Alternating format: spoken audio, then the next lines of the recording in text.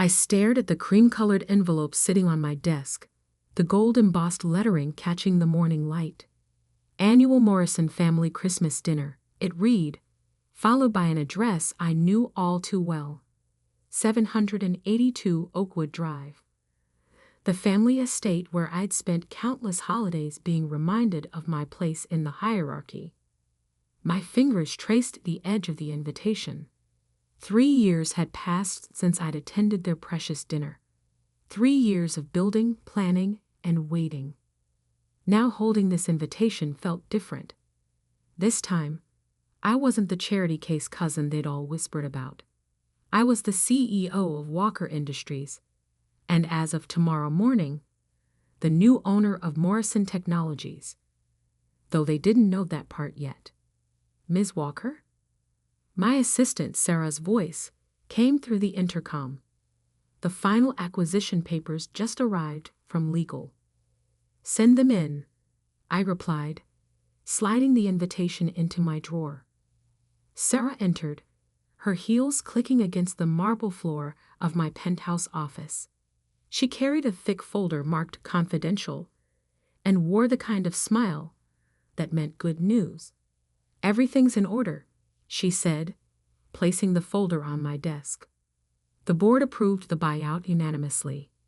They never realized Walker Industries was behind the holding company. I opened the folder, scanning the documents that would transfer ownership of my uncle's company to me. Uncle James, who'd laughed when I asked for a job after college. We need serious people here, Emma, he'd said, not dreamers living off family handouts. The memory still stung, but now it fueled me.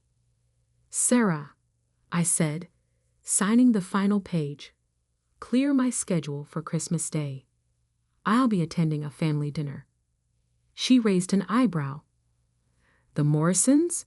Are you sure?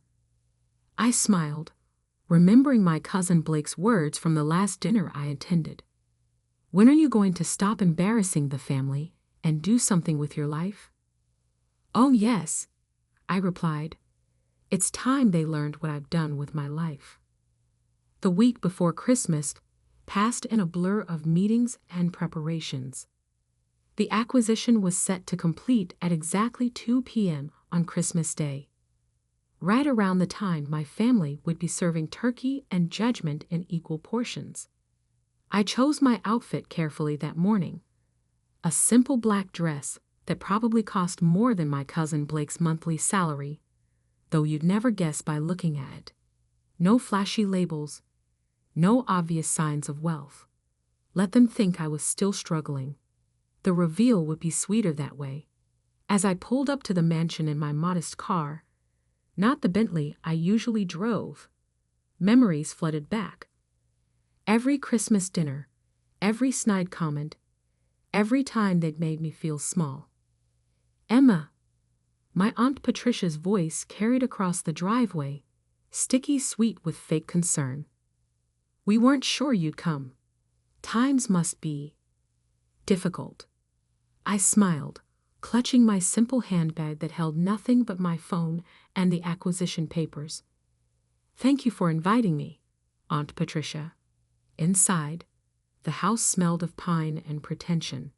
Crystal glasses clinked as relatives milled about, their designer clothes and jewelry competing for attention. My cousin Blake stood by the fireplace, holding court with his usual admirers. Well, look who it is, he called out, loud enough for everyone to hear. The prodigal cousin returns. Still working at that startup, Emma? Or have you finally found a real job? I kept my face neutral. If he only knew that his real job at Morrison Technologies would belong to me in less than 2 hours. I'm managing, I said quietly, playing my part. Uncle James appeared, drink in hand. Emma, surprised to see you here. Though I suppose free dinner is hard to pass up these days. The room tittered with polite laughter. I took a seat at the massive dining table, carefully arranged with the best china and crystal. As always, they'd placed me near the kitchen door, the subtle positioning of the family disappointment. Aunt Patricia began serving turkey, making sure everyone knew she'd had it specially prepared by a chef who trained in Paris. The conversation flowed around me, mostly about business deals and vacation homes. Speaking of business, Blake announced, "We just closed a major acquisition at Morrison. Dad's company is about to double in size." I bit back a smile. The acquisition he was talking about was a smokescreen, a small deal we'd let them think they were winning while we quietly bought up their shares through various shell companies. "Still living off handouts?" my cousin Jessica asked, not even trying to hide her smirk as she passed the cranberry sauce. "I heard you were seen looking at apartments in the East Side. Bit above your means, isn't it?" I checked my watch. 1:58 p.m. Almost time. "You know," Blake continued, swirling his wine, "if you need help finding something more suitable to your situation, I know some affordable neighborhoods." 2:00 p.m. Right on schedule, the doorbell rang. The room fell quiet. No one was expected at this hour. "I'll get it," Aunt Patricia said, but I stood up. "No, please. Allow me." I walked to the door, feeling their eyes on my back. Opening it, I found Sarah standing there in her impeccable suit, tablet in hand. "Ms. Walker," she said crisply, loud enough for everyone to hear, "your acquisition of Morrison Technologies is complete. The board has been notified, and the press release goes out in 5 minutes." The silence behind me was deafening. I turned to face my family, finally allowing myself to smile. "Thank you, Sarah. Please let the board know I'll be making some changes, starting with the leadership." Uncle James's glass slipped from his hand, shattering on the hardwood floor. Blake's face had gone completely white. What is she talking about?" Aunt Patricia whispered. I pulled out my phone, showing them the press release that was about to go live. "Walker Industries acquires Morrison Technologies in surprise takeover." "Walker Industries," Blake stammered. "But that's my company," I finished for him. "The one I built while you were all too busy mocking me to notice. Now, shall we discuss those affordable neighborhoods you mentioned? Because I believe you'll all be looking for new jobs soon." The turkey was getting cold, but suddenly, no one was interested in eating. And this was just the beginning. The room froze. Silverware clattered against china as hands went limp with shock. Uncle James stumbled to his feet, his face turning an alarming shade of red. "This is impossible," he sputtered. "Walker Industries is a multi-billion-dollar company. They've been buying up tech firms across the country. You couldn't possibly." I pulled out the acquisition papers from my handbag, laying them carefully between the turkey and cranberry sauce. "Would you like to see the documentation, Uncle James? Or perhaps you prefer to check your email? The board should have notified you by now." As if on cue, phones started buzzing around the table. The press release had gone live. Blake lunged for his phone, fingers trembling as he pulled up the announcement. "Emma Walker, CEO of Walker Industries, announces complete acquisition of Morrison Technologies." He read aloud, voice cracking. "This is some kind of joke. Like when you told the board I wasn't qualified for an entry-level position." I asked, maintaining eye contact. "No, cousin. This isn't a joke. This is business."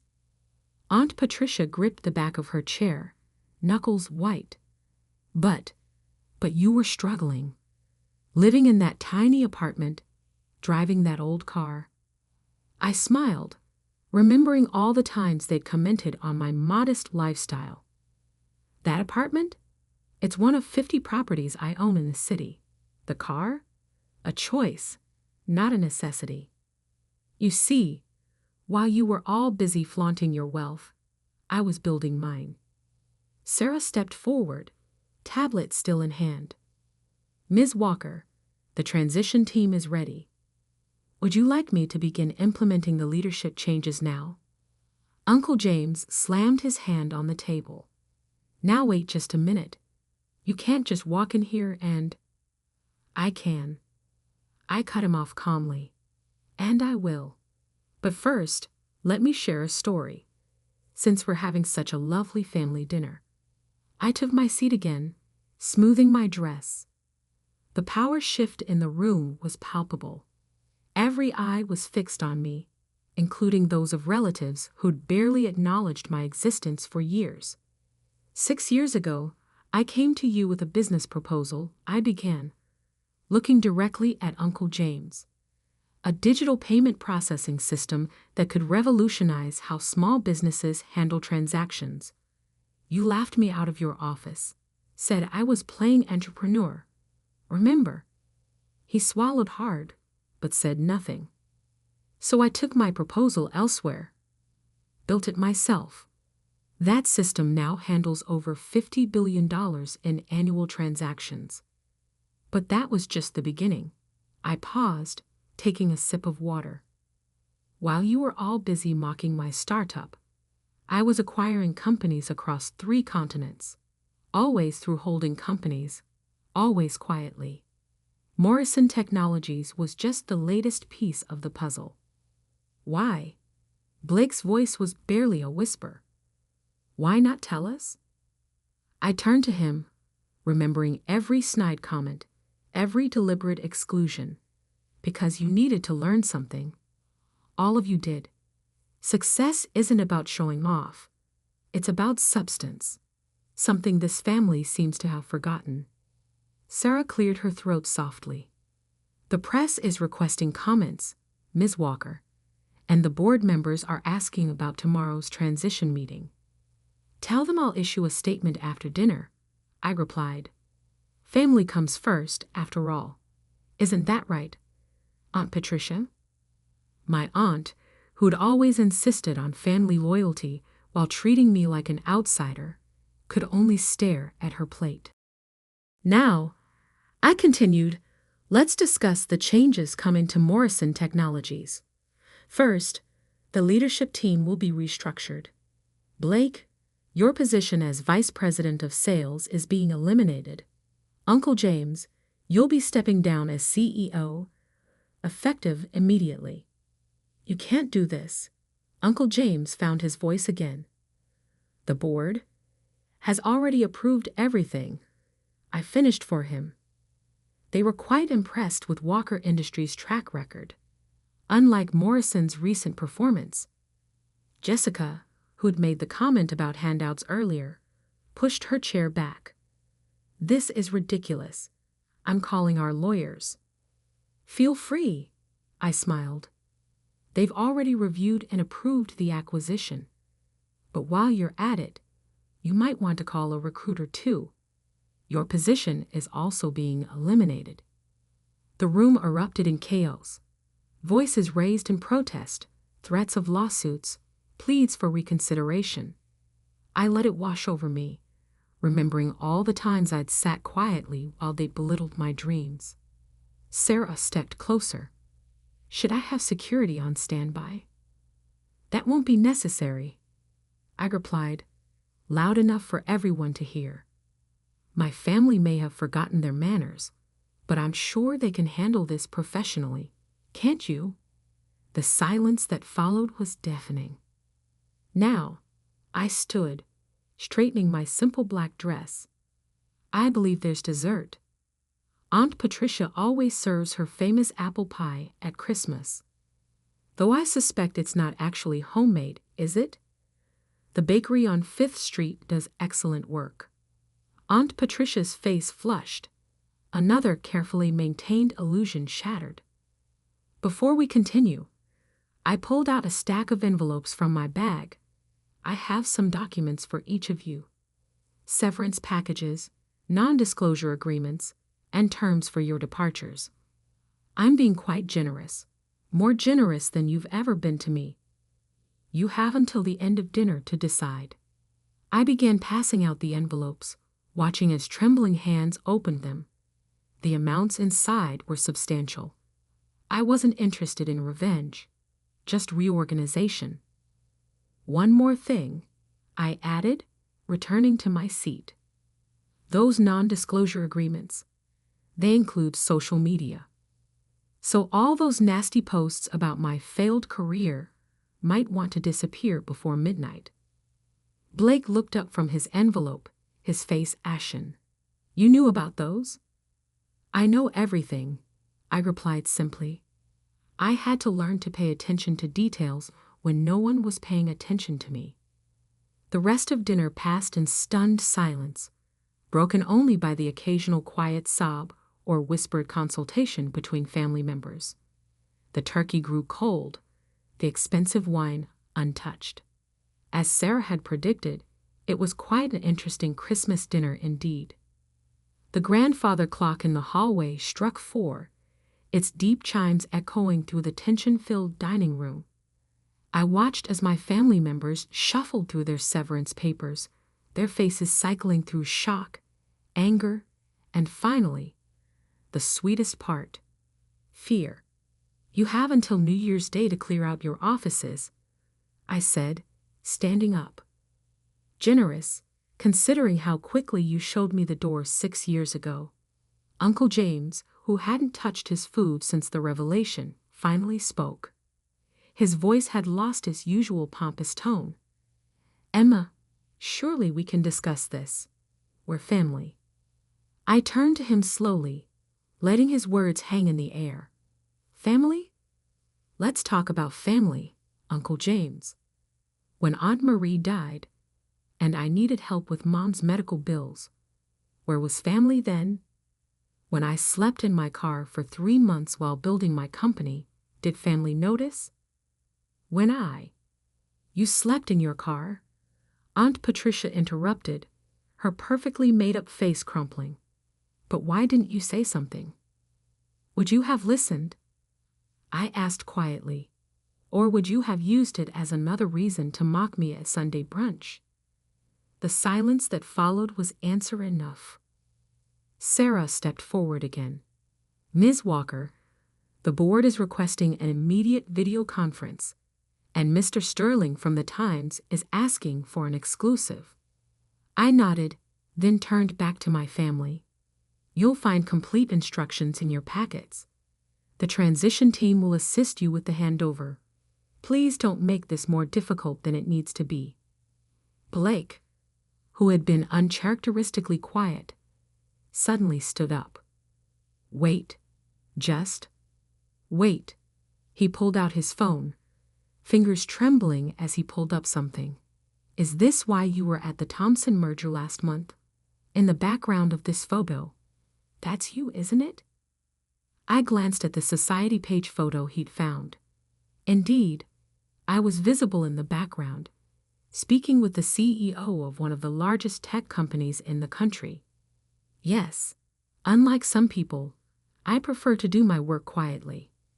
But you were wearing, he trailed off, staring at my simple black dress. A Chanel couture gown worth more than your annual salary. I finished for him. Yes, I just choose not to flaunt it at family dinners. Jessica, who had been frantically texting under the table, looked up with wide eyes. I just checked Forbes. Walker Industries, you're worth more than this entire family combined, I confirmed. Though that's not the point. The point is what you do with power, once you have it. I picked up my handbag, a handmade piece that cost more than their monthly mortgages, and prepared to leave. But first, I had one more thing to say. You know what the real irony is? I looked around the table, meeting each pair of eyes. If any of you had bothered to really see me, to listen when I came to you with ideas, you could have been part of this. Instead, you chose to judge, to mock, to exclude. That was your choice. Now I'm making mine. Aunt Patricia burst into tears. But what will people say? The scandal. People already know, I replied. They've known for years. I'm quite well known in business circles. You just never bothered to look beyond your own small world to notice. I turned to Sarah. Please ensure everyone signs their NDAs before leaving. And have security start changing the access codes tomorrow morning. Yes, Ms. Walker.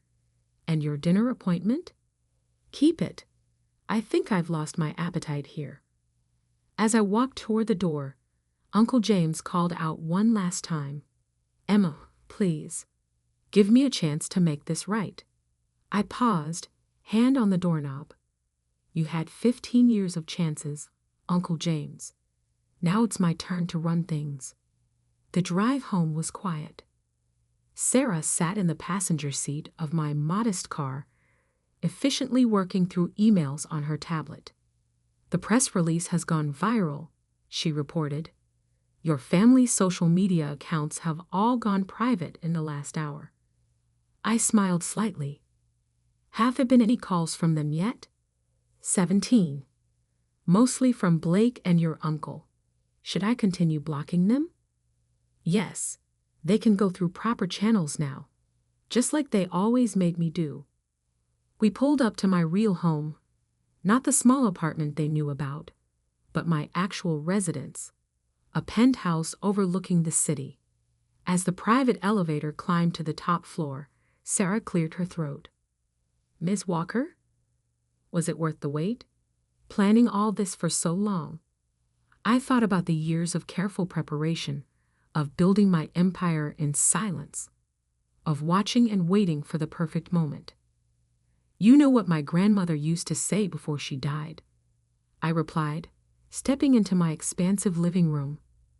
Success is the best revenge, but timing is everything.